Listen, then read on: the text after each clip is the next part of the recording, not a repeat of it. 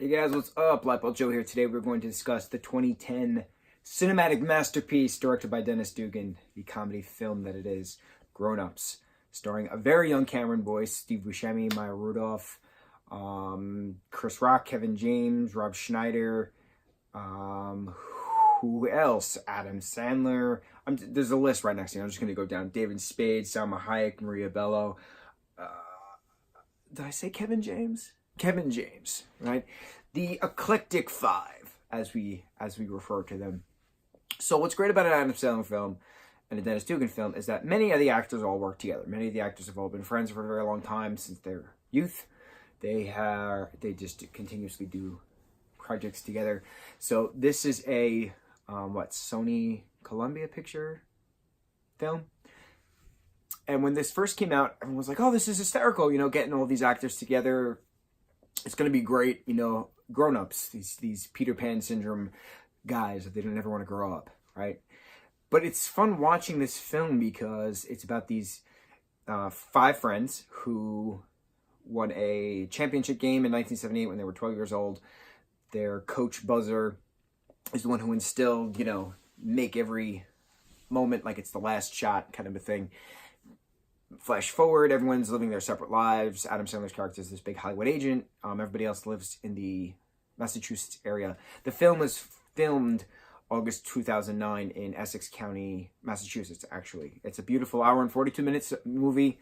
It's just a feel-good summer movie. It takes the last day of their trip, quote unquote, is on July 4th. So it's a good summer movie.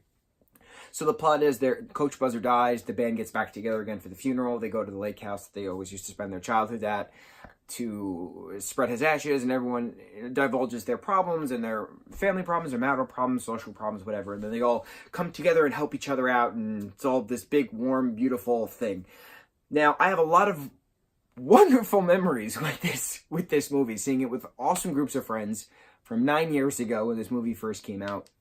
And we were always obsessed with the word aesthetics, that you can appreciate someone's aesthetics, but you don't have to be attracted to them, right? So aesthetics is if you're admiring a statue, but you're not attracted to the statue, you're just acknowledging that the statue is good looking, kind of a thing. It has nice aesthetics. So the Canadian guy in this film, who's from Saskatchewan, right? The hose teaser from Saskatchewan, when they're at Waterwiz, the water park, we always would say, "Oh, he has such great aesthetics," or "I have aesthetics for him." Like, we appreciate the way he looks, but we're not actually attracted to him.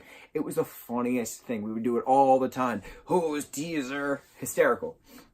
We would also say, "Yo, give me some of that Voss water." It's Voss with a V because of a particular scenes throughout this. They always refer to Voss water as Voss water. Hysterical. And it's funny seeing Cameron Boyce, from when was this? This was filmed 10 years ago, right?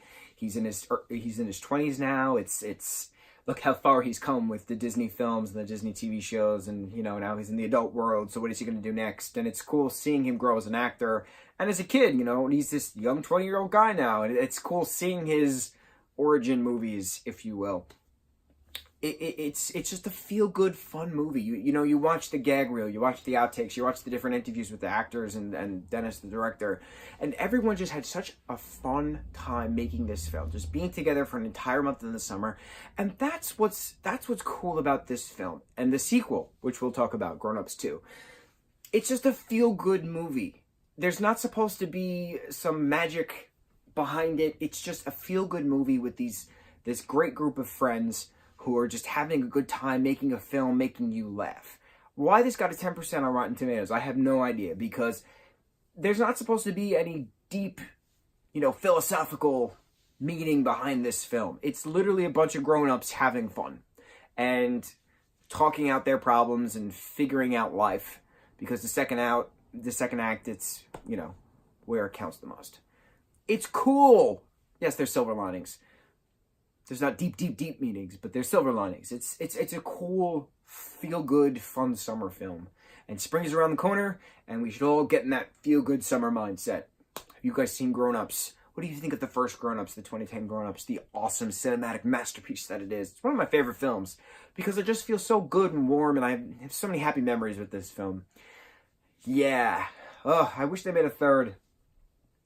Maybe, years from now, when all of the kids are grown-ups, right? we're talking decades from now when the kids are grown-ups and then they have their own kids and they'll be grown-ups 3. That would be cool. I would like to make that movie. That would be awesome. Sony, plan this out. 20 years from now, we're going to do it.